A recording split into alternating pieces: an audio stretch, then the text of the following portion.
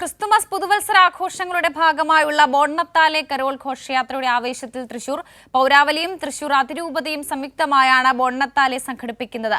15,000-ഓളം Christmas പാപ്പമാർ ബോണ്ണത്താലെ ഗാനത്തിനൊപ്പം Swaraj റൗണ്ടിൽ ചുവടുവെക്കും. വിവരങ്ങളുമായി തിയോഫിൻ ചേരുന്നുണ്ട്. തിയോഫിൻ, എങ്ങനെയുണ്ട് ഇപ്പോഴത്തെ ആ ഒരു ആവേശം?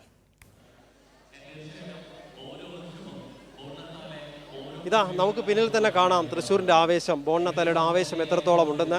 നമ്മളിപ്പോൾ സ്വരാജ് റൗണ്ടിലാണ്. സ്വരാജ് റൗണ്ടിലേക്ക് അല്പസമയം മുൻപാണ് ഈ ബോണ്ണത്താലെ ഘോഷയാത്ര പ്രവേശിച്ചത്. ഓരോ ഘട്ടങ്ങളായി പല വിഭാഗങ്ങളായാണ് ഘോഷയാത്ര. ഇതിൽ തന്നെ തൃശ്ശൂർ അതിരൂപതയും തൃശ്ശൂർ പൗരാവലിയും ചേർന്നാണ് ഈ ബോണ്ണത്താലെ സംഘടിപ്പിക്കുന്നത്. ലോകത്ത് തന്നെ ഇത്രയധികം ക്രിസ്മസ് പാപ്പമാർ ഒരുമിച്ച് പങ്കെടുക്കുന്ന ഒരു ഘോഷയാത്ര അത് തൃശ്ശൂരിലെ തന്നെയാണ്. തൃശ്ശൂരിൻ്റെ ആവേശമാണ്, തൃശ്ശൂരിൻ്റെ ക്രിസ്മസിനും പുതുവർഷത്തിൻ്റെയും ആവേശം പൂർണ്ണമായി നിറച്ചുകൊണ്ടുള്ള ഒരു ഘോഷയാത്രയാണിത്. അത് ബോണ്ണത്താലെ എന്ന പേര് തന്നെ നേരത്തെ നമ്മളോട് മന്ത്രി കെ രാജൻ നമ്മളോട് സംസാരിക്കുമ്പോൾ തന്നെ അദ്ദേഹം സൂചിപ്പിച്ചു. ഇവിടെ ബോണ്ണത്താലെ എന്ന പേര് നൽകി തൃശ്ശൂരിൽ ഇത്തരത്തിലൊരു വലിയ ഘോഷയാത്ര സംഘടിപ്പിച്ചപ്പോൾ എല്ലായിടത്തും പിന്നീട് സംഘടിപ്പിക്കുന്ന, പ്രത്യേകിച്ച് കുറച്ചധികം ക്രിസ്മസ് പാപ്പമാർ ഉൾപ്പെടുന്ന ഒരു പരിപാടി ഉണ്ടെങ്കിൽ അതിനെല്ലാം ബോണ്ണത്താലെ എന്ന പേര് ആയി വന്നു എന്നുള്ളതാണ് ഏറ്റവും വലിയൊരു പ്രത്യേകത. നമുക്കിപ്പോൾ കാണാം, ഇവിടെ നിന്ന് അങ്ങോട്ട് നിരയായി ഈ പാപ്പമാരാണ്, ക്രിസ്മസ് പാപ്പമാരാണ്. അവർ ഈ ബോണ്ണത്താലെ ഗാനം, ആ ഗാനത്തിനൊപ്പം ചുവട് വെച്ച് പഠിച്ച് ഈ സ്വരാജ് റൗണ്ട് മുഴുവൻ നൃത്തം വെച്ചാണ് ഈ ബോണ്ണത്താലെ പൂർത്തിയാക്കുക. ഈ കുട്ടികളെല്ലാം ഈ ഗാനത്തിനൊപ്പം നൃത്തം വെക്കുന്നവരാണ്. അതിന് പിന്നാലേക്ക് നമുക്കിങ്ങനെ കാണാം ഒരുപാട് പാപ്പമാർ വരിയായി ഓരോ ഇടവകകളാണിത്. പ്രധാനമായും തൃശ്ശൂർ അതിരൂപതയിൽ ഉൾപ്പെടുന്ന നിരവധി ഇടവകകളാണ്. നൂറുകണക്കിന് 180-ലധികം ഇടവകൾ, 187ഓളം ഇടവകകളാണ്. ഇടവകളിൽ നിന്നുള്ള പാപ്പമാരാണ് ഇതിൽ പങ്കെടുക്കുന്നത്, നൂറുകണക്കിന് ആളുകൾ. അങ്ങനെ മൊത്തം ഒരു 15,000-ഓളം ക്രിസ്മസ് പാപ്പമാർ ഈ സ്വരാജ് റൗണ്ട് നിറഞ്ഞ ഇന്ന് ഈ ബോണ്ണത്താലെ ഗാനത്തിനൊപ്പം നൃത്തം വയ്ക്കും. ഇപ്പോൾ പാട്ടിനൊപ്പം നൃത്തം വെക്കാൻ ഒരുങ്ങുന്ന പാപ്പമാരെ നമുക്ക് കാണാം. അതിൽ ചെറിയ കുട്ടികളുണ്ട്, അവരെല്ലാരും കൂടി ഒരുമിച്ച് കൈകോർത്ത് പിടിച്ച പാട്ടിനൊപ്പം നൃത്തം ചെയ്ത ആ നഗരത്തെ തന്നെ കീഴടക്കാൻ ഒരുങ്ങുകയാണല്ലേ?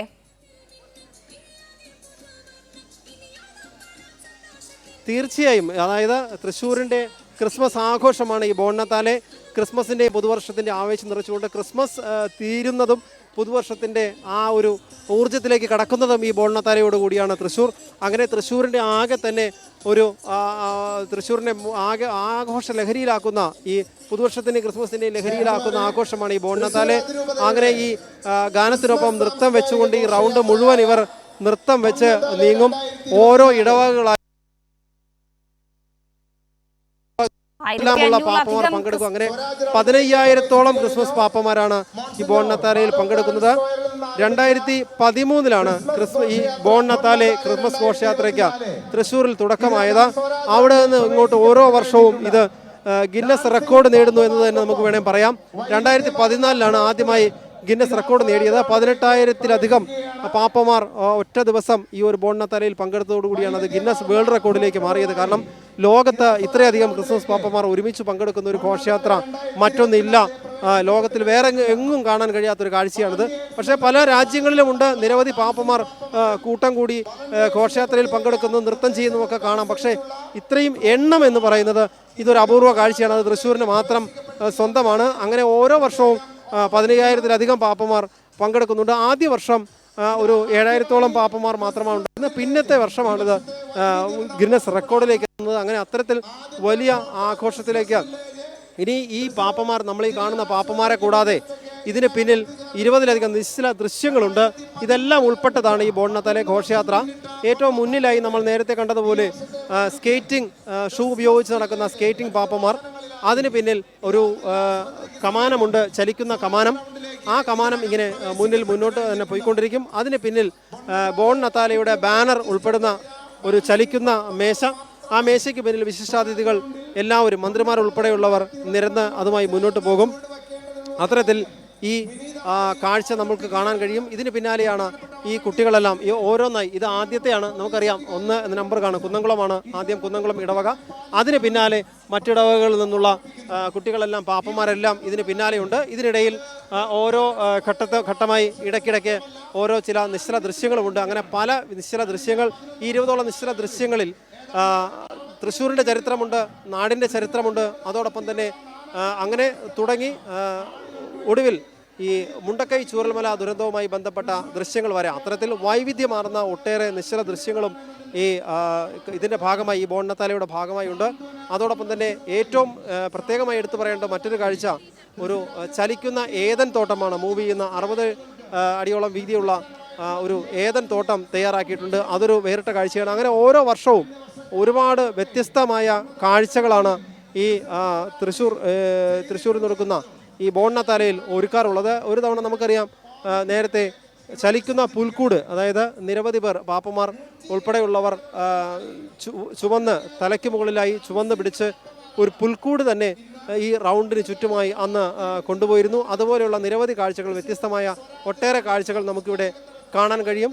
നമുക്ക് ഈ ഒരു സംഘം കുറച്ച് പാപ്പമാർ കഴിഞ്ഞു കഴിഞ്ഞാൽ അതിന് പിന്നിലേക്ക് ആ നിശ്ചല ദൃശ്യങ്ങൾ ഓരോന്നായി റൗണ്ടിലേക്ക് പ്രവേശിച്ചു തുടങ്ങിയിട്ടുണ്ട്. ഇപ്പോൾ ഈ ഘോഷയാത്രയുടെ ബോണ്ണത്താലയുടെ മുൻഭാഗം ഈ തേക്കിൻകാട് മൈതാനിക്ക് സമീപത്ത്, അതായത് നമ്മളിപ്പോൾ ഏകദേശം എത്തിക്കൊണ്ടിരിക്കുന്നത് കുടമാറ്റമൊക്കെ നടക്കുന്ന തൃശ്ശൂർ പൂരത്തിൻ്റെ ആ ഭാഗത്താണ്. അവിടേക്ക് എത്തിക്കൊണ്ടിരിക്കുന്നു. അങ്ങനെ ഇവിടെ നിന്നും ഈ റൗണ്ടിൻ്റെ ഇത് ഘോഷയാത്ര തുടങ്ങുന്നതിൻ്റെ ആദ്യ ഭാഗങ്ങളാണ്. ഇവിടെ നിന്ന് ഇനി ചുറ്റി ഈ സ്വരാജ് റൗണ്ട് മുഴുവൻ ചുറ്റിയാണിത് സമാപിക്കുക. അങ്ങനെ ഏകദേശം ഇനി ഒരുപാട് വ്യത്യസ്തമായ കാഴ്ചകൾ ഇനി വരാനുണ്ട്.